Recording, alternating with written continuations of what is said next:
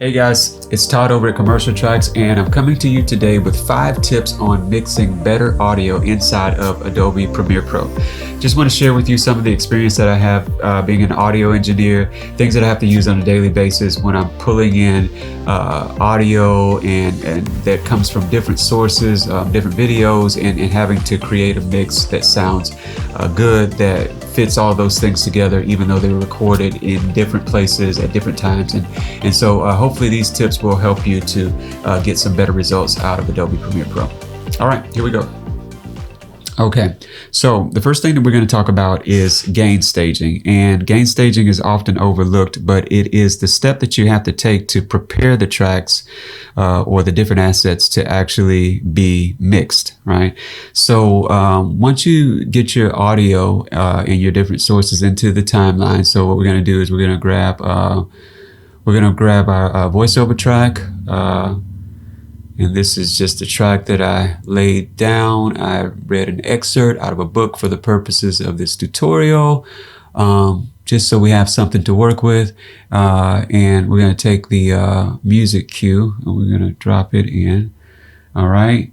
And so we are going to just go back here and we're going to take a listen. We're going to mute the audio track, the voiceover track, and we're going to take a listen to the music track. And gain staging, like I said, is just a matter of bringing these volumes to where they are under control and they are at a good level to begin the process of actually mixing the song. All right, so let's play through and just listen to the music track first and see where we are.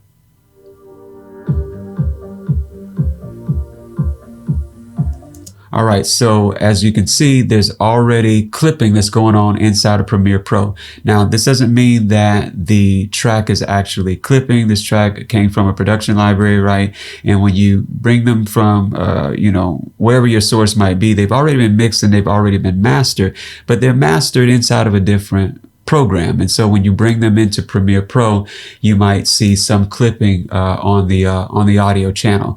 And this is why we want to bring everything under control with gain staging to get everything at an appropriate level and get the tracks actually prepared to be mixed. All right. So there's a few different places that we can move the audio or turn the audio down, and I want to explain to you what they are so that you can make good decisions about where you want to turn your audio down.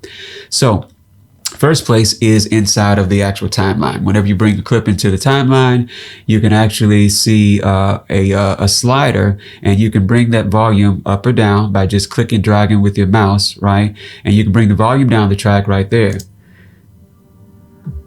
All right, so that brings down that track volume. Now, I don't want to bring it down there, so I'm going to undo it, and I'm going to tell you why I don't want to bring it down there. That slider is actually an indicator of the volume or the output of the track. I already know this track has been mastered, and I know where the track came from, so I know that the distortion or the clipping that I'm actually getting inside of Premiere Pro, that it's not really there, and it's not that the track is actually overdriving. So I don't want to change the output. I want to change how hot the signal is actually coming into Premiere Pro. So what we're going to do is we would just right click on this. And I want to show you something too before I go there. When you bring that volume down, if you'll take a look at, right now I'm in the audio track mixer window, and if you go over to the clip mixer, I'm actually addressing the volume on the clip itself.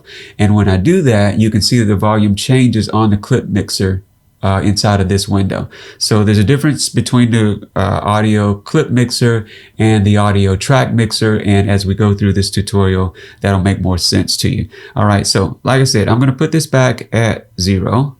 Because that's not the place that's ideal for me to turn down this volume. What I want to do is I want to right click on it, and I want to go to audio gain, and I want to bring this down by somewhere between 7, maybe between 5 and 10 decibels negative. I want to bring it down by that much. So we're just going to go with let's go with 10. We're going to go with 10, and boom. All right, so that brings my volume down, and what I want to do, I need to go back over to my audio track mixer to see where this registers now.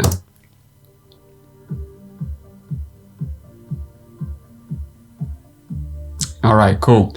So basically by doing that, I brought the volume down. Again, I knew it wasn't distorting or clipping in actuality. It was just a matter of bringing it into Premiere Pro.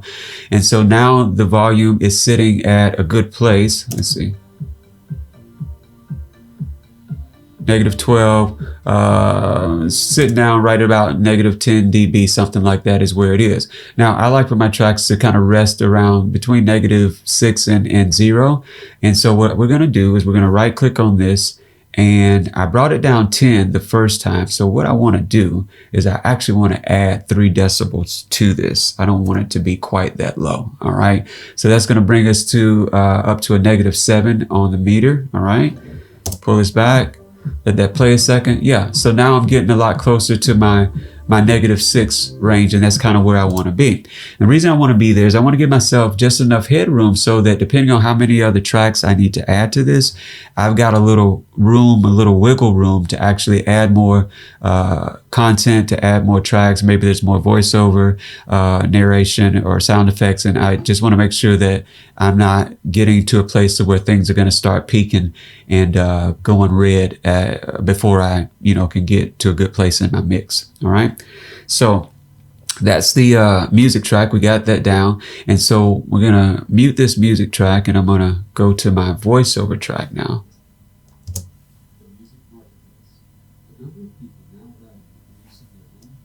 Okay, so as we can see, that is really, really low. And so real quick here, I'm going to change the color of these things so that things are a little easier for me to see while we're going through this. All right, so my music track, my voiceover track is actually pretty low. It's coming in at, maybe around -20 or so. It was actually recorded at a fairly decent level, but I want everything in my session to be set up. This is a part of gain staging. I want it all to kind of sit right around the -6 or so decibels, so that I can get everything kind of in a good spot to begin my mix. So what I'm going to do is same thing. I could turn it down inside of the timeline. I could turn it down on my clip mixer, but both of those are representation of the output. And what I want to do is go in and I want to adjust the gain here because I know that it actually came in at a decent level as it relates to voiceover. All right. So what I'm going to do is I'm going to add, it was coming in at about 18. I'm going to add about 12 dB to it, and see what that sounds like, and see if I can get it to sit in the right spot. So boom, that brings my voiceover up. The music marketplace. The number of people now writing and producing their own perfect seems to have significantly increased in comparison with, say, 20 or 30 years ago. One of the main reasons for this is the development of... Okay, so actually it could maybe stand to kind of come up just a little bit more. Even when I scroll across here, I can kind of see, that it's sitting right around -6. All right, so I'm just going to right click on this and see if I can give it any more. Let's see if I can give it 3 more decibels. Producing their own music seems to have significantly increased in comparison with, say, 20 or 30 years ago. One of the main reasons for this. All right, good. Okay, so now that's sitting in a better place. So now that's gain staging. Now the 2 tracks that I'm dealing with right now, my voiceover track as well as my music track, they're now sitting in a good spot inside the mix. All right. So the next thing that we want to address in this is actually going to be dealing with the voiceover track. And what we want to do is we want to apply a little bit of noise reduction, right? And the way that you do that, there's a number of ways that you can apply it. And again, I'm going to talk to you about things from a mixing and editing engineer standpoint. Premiere has, if you go to the audio editor, you have some functionality over here in the essential sounds window, and it allows you to deal with dialogue, music, sound effects. And I would recommend playing with these things because it actually gives you a good way to kind of listen to different EQ settings and kind of understand a little bit better how the EQ works and how to deal with that stuff. But for the purposes of this video, I am not going to do that. I want to show you what I would do as an engineer to better understand how to better understand the actual workflow. So no matter what program you might be using, you actually have the tools that you need to actually do the job. So we want to take a look at this voiceover, and I would typically apply a little bit of noise reduction. And I don't always apply these things just to apply them. You kind of want to listen to your track as well and make sure what it's doing and what the needs are, for the track. The music marketplace. All right, so it actually doesn't sound that bad. We got the gain staging to where we got the levels to where they need it to be. But like I said, in my workflow, I'm typically going to apply a little bit of noise reduction just to make sure that I kind of cleaned things out a bit and made sure that there wasn't anything going on that shouldn't have been. So you go to your effects window. My setup is a little bit different, but however you have your workflow set up, you would go to the effects window and you would twirl down for the audio effects and find the denoise plugin, and you can take it. One way is the first way I showed you was to go to the audio setup window, and they had a few presets. Another way is to drag it onto the timeline, directly onto the clip. That works. And then you'd have to go to your effects controls to actually see where that has been initiated onto your track. And so that's the noise reduction plugin, and it's applied to the track. And the music marketplace. The number of people now writing and producing their own music seems to have significantly increased in comparison with, say, 20 or 30 years ago. All right, so what's going on here is we applied the noise reduction, and it's actually directly on the clip, and you can see in red where it's actually pulling out the excess noise. And the way that these are set up, if you scroll over them, you can kind of read it, and it'll tell you what's going on. But this setting is for the entire voiceover track, where it applies noise reduction across the entire track wherever there might be extra noise or something that's hissing or anything that might reduce the quality of your voiceover. It's applying it to the whole track. But you can also go and click on where you can apply it to specific frequencies, like the lower frequencies here, your mid frequencies. If you click on that, it's going to apply it to just the mid frequencies. Here it would be on the mid to highs, and then this would be your high frequencies. So the deal is, you don't want to just apply it in areas where it's not needed. You really want to listen to your audio and make sure that you're addressing an issue, that I'm applying this for a particular reason. This sounds pretty good by just letting it apply to the entire waveform. And so you can hear it there. So what I want to do, I want to show you another place that you can apply this. So we're just going to undo these changes here. I'm going to turn this off, and I am going to remove the plugin, and I'm going to remove the plugin there. All right. Now here is where I would actually prefer to apply all of my plugins and everything that I'm doing to process my audio. I prefer to use my audio track mixer when applying all of my plugins. And the way we do that is you just twirl down on this arrow in the upper left corner, and by twirling down on that arrow, it enables you to be able to go in and grab and do all of your effects processing on the track, actually. All right. And so what we'll do is we would go in and we would apply noise reduction by going to the denoise plugin. Same plugin. It's the same thing that you would have seen in all of the other areas, just like what we saw before, right? But now it's right here. Capabilities that are and it's actually applied to the track. The other cool thing about that is I can option drag these effects over to multiple tracks, so it makes it easier for me to just apply those settings to whatever the other narrations are, or whatever else I'm working with. I can show you also that you can actually hear just the noise reduction by clicking this output noise only. and it lets you actually hear what noise is on the track that is actually cleaning up for you. So that's the next step that I would take, is apply that noise reduction. All right, so that brings us to my next issue that I would address, and that's going to be EQ.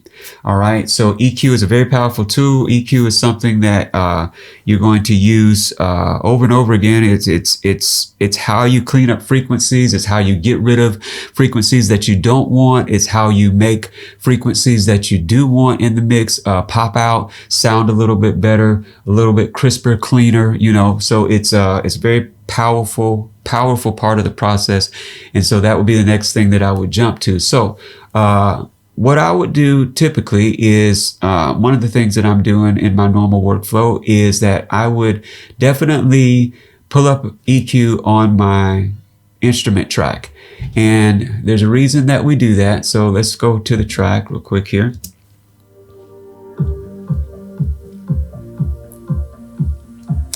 All right, so what I would do typically is I would go into my track and I would scroll down to filter and EQ, and I would pull up the parametric EQ.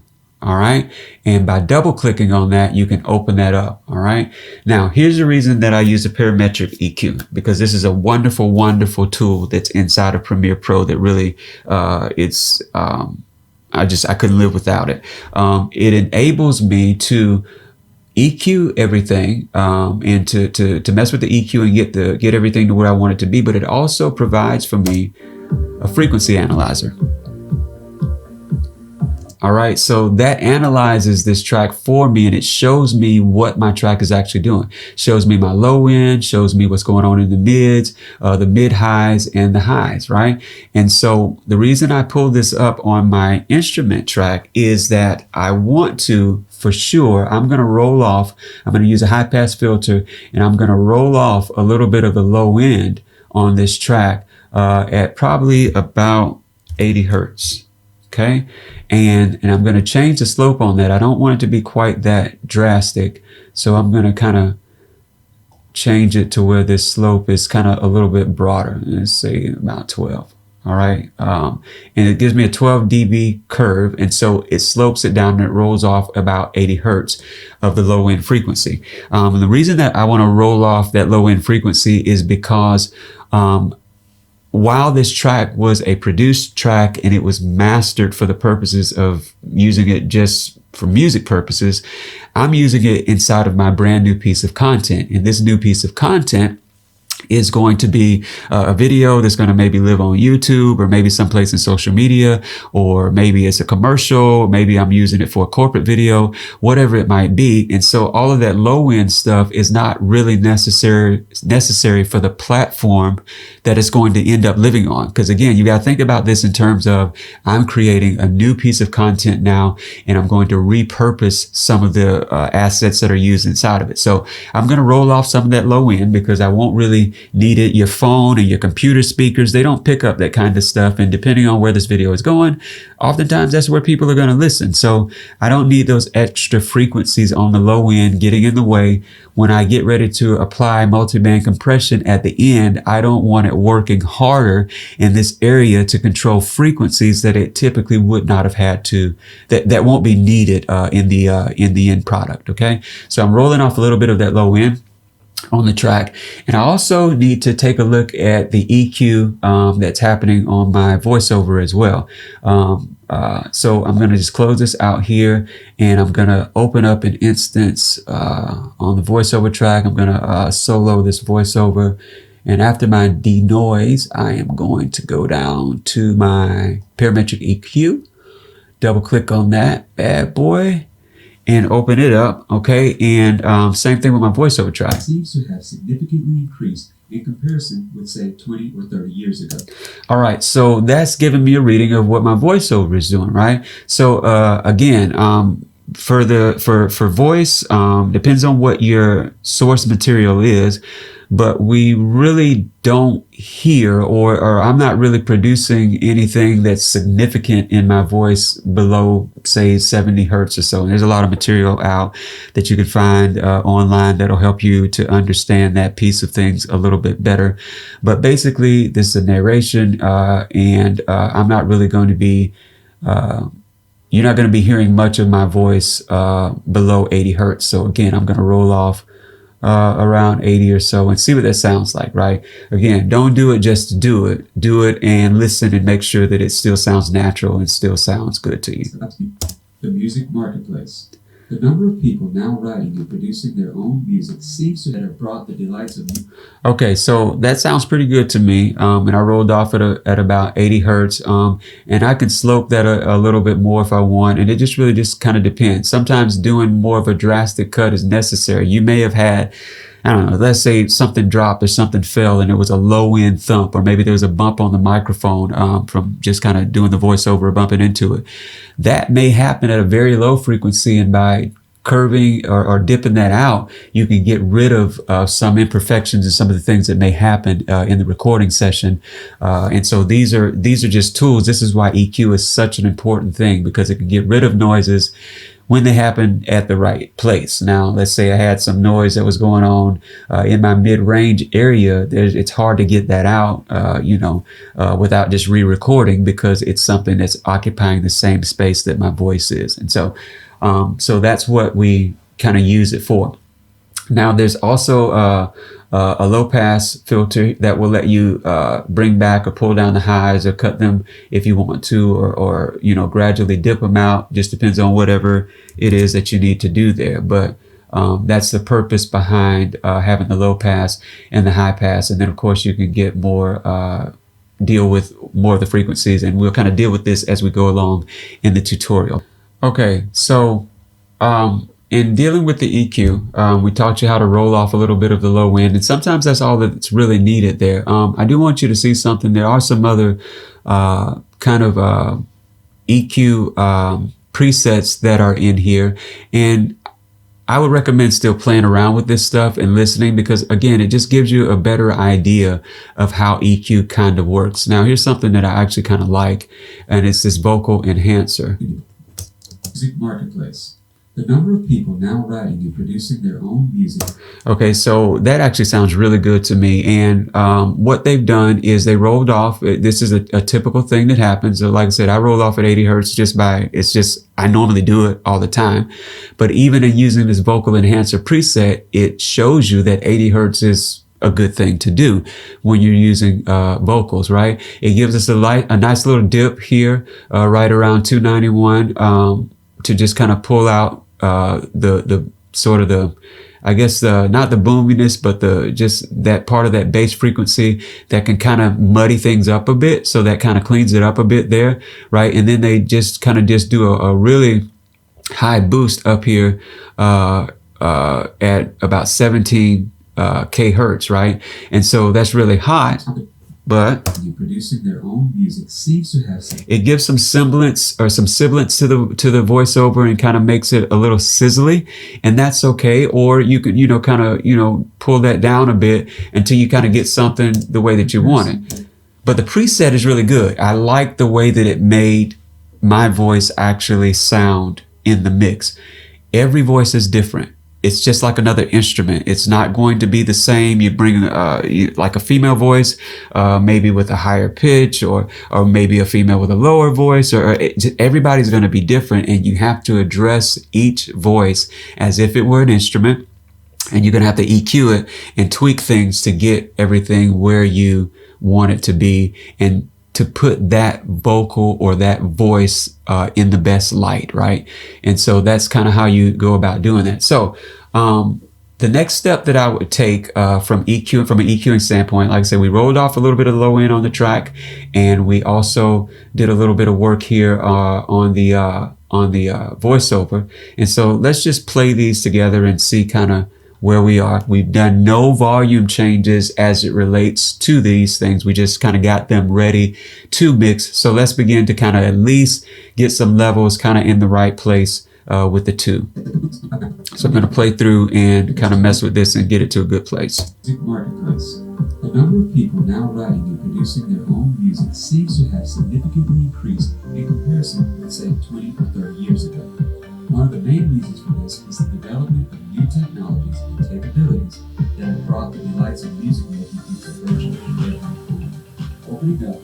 Now, I should explain this to you so that you understand this. There is just looking at these meters isn't enough, because there's a perceived volume that you hear whenever you're listening to a music track or any type of music that's inside of a video. Things in the track can be perceived louder than what they really are. So there could be things like drums or hi-hats or different pieces of your audio track that can still cut through the mix a whole lot more. And so even though it seems like the volume is drastically lower, the perception is that I can still hear quite a bit of that music track, the low end and some of the synthesizer things that are kind of popping through on there. They're heard, and my mind can perceive them and pick them up easier than it picks up some of the other stuff in the mix. And so this is the reason why you want to get those balances right. And this is the reason why you're mixing in the first place, to make sure that you've got good levels and that nothing is distracting from the narrative or the whatever's being communicated or supposed to be communicated at that point in your video. For this is the development of new technologies and capabilities that have brought the delight. Okay, so the next thing that we want to do, we've got at least a decent level going on, and now I want to make some room inside of this mix for my voiceover so that I can get my vocal to sit a little bit better in the mix. And the way that we do that is we make room with the EQ. The EQ is the tool that we're going to use to actually do that. So I'm going to go back over to my audio track mixer window, and I'm going to open up my parametric EQ again for my voiceover, and I want to mute the music track and just listen to the voiceover. In comparison with, say, 20 or 30 years ago. One of the main reasons for this is the development of new technologies. All right, so what we're going to do is we're going to take this little selector here, and we're going to just kind of boost it up a little bit, and what I'm trying to do is I'm trying to sweep across to find out where the sweet spot is in this voiceover, where it's the most crisp, where the sound of it it cuts through the mix the best. Okay, so I'm just going to sweep across here and see what this sounds like as this voiceover plays. Capabilities that have brought the delights of music making into virtually every home, opening up incredible new opportunities for resourceful composers and music producers to create completely new types, styles, and genres of music. And producing their own music seems to have significantly increased in comparison with, say, 20 or 30 years ago. One of the main reasons for this is... Okay, so I kind of like where it kind of gets a little bit crisper and more intelligible right here at this point. Now I boosted this up on purpose, really hotter than you're supposed to, and that's why it went red, right? But I boosted it just so I could identify where that frequency was. And so I'm going to bring it back down, and you don't want to make that boost much more than, maybe 2 to 3 dB, something like that. Or you can do too much and things begin to sound a bit unnatural. Person would say 20 or 30 years ago. Okay, so that boost right there at what is essentially 3600 hertz at 2.5 is what gives that vocal a little bit of crispness right there at that point. So what I want to do now is that if I'm going to do my boost, I bumped it by 2.5. What I'm going to do is I'm going to close this out, and I'm going to go over to my music track, and right at about 3600 dB is where we were. I'm just kind of guessing at this. The exact number doesn't have to be in there, but I want to find that frequency inside of my music track, and I'm going to do a dip, and I'm going to kind of cut that out at about, maybe about -2 decibels, right? And you can take this this Q width here, and you can kind of open it up a bit so that it kind of is a little bit broader. And what that did was that just basically created a little hole for my voiceover. So where my voiceover is boosted here at this 3600 or so hertz, I dipped out that same frequency in my music track. And so essentially I used my EQ to create space inside the mix where my voiceover can just kind of sit there and not have a lot of other things that were in the music track in the way. Their own music seems to have significantly increased in comparison with, say, 20 or 30 years ago. So now we can unmute this and play it back. The number of people now writing and producing their own music seems to have significantly increased in comparison with, say, 20 or 30 years ago. One of the main reasons... See, so now that sits much better in the mix. Things aren't in the way. One of the main reasons for this is the development of new technologies and capabilities that have brought the delights of music making into virtually every home. And so you can hear that when some of the other more energetic parts of the mix come into play, they kind of pop up a little bit, and they might get to the place to where they can sort of get in the way. And so what you want to do is, again, you're using EQ as a tool to kind of sculpt things and force things to fit together better. I'm going to take and I'm just going to dip a little bit over here on these highs to get them to just kind of lay down a little bit more. Okay. And that's how you would kind of mix that to make it work a little bit better. And also it's not a horrible thing. Lights of music making into virtually every. It's not a horrible thing to go in and actually, kind of work with your track even a little bit more. Whereas the track was pretty good at the earlier points of this mix. When the extra drum elements come in, I'm just going to take my pen tool and kind of just dip this track down and duck it just a couple of decibels, or just maybe 1 decibel, just where that hit happens, so the track actually drops down a little bit and it doesn't overpower anything in my voiceover, right? This is the development of new technologies and capabilities that have brought the delights of music making into virtually every home, opening up incredible much better for resourceful composers and music producers to create completely new types. Okay, and so that makes a little bit more room for my voiceover. It addresses some of the issues that may be going on inside of the music track, where I can kind of cater the track to work better with the voiceover that I'm using, right? And for me, I would probably still bring down this track just a little bit more in the mix, just to make sure nothing is being overpowered. We did the major adjustments here in our audio clip mixer window. But when you go to the track mixer, once you've done the major adjustments, now it's the fine tuning and the tweaking that you can do, and just slight gradual changes here can help bring the overall track volume down. The music marketplace. The number of people now writing and producing their own music seems to have significantly increased in comparison. And this gives you the opportunity to make more detailed fine tuning changes to the mix, once you've gone through the proper process, right? And the last step on this that we would talk about, or that I would deal with, would be to do a little overall compression on the entire production. So I'm just going to keep this basic. And so I put this overall compression over, and I want to address these 4 different frequency bands that it has here. I typically will go in and I will grab this first preset for broadcast. And I love this preset because it's perfect for dealing with stuff that's going to be used on YouTube, or just videos that are created for maybe corporate videos or whatever it might be. And it gives you a good starting point to start doing your tweaks and everything. But this overall compression is going to compress by frequency bands, and it's going to address everything that I've put inside of this mix. So what this is doing is that the red is actually showing how much it's compressing. And every time the red comes in, that's how much the signal is moving up over the threshold, which is at -10. Actually, yeah.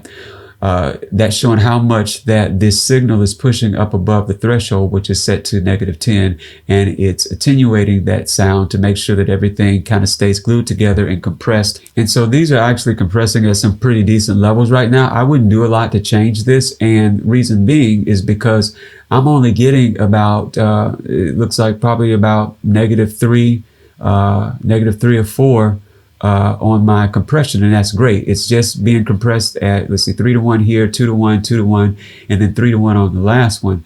And so it's not overly compressing, it's not pushing it too much, but it's just grabbing any of those signals that are peaking out and coming up above where they need to. Now, again, there's a lot that I could talk about addressing these different frequency bands. You can actually solo out.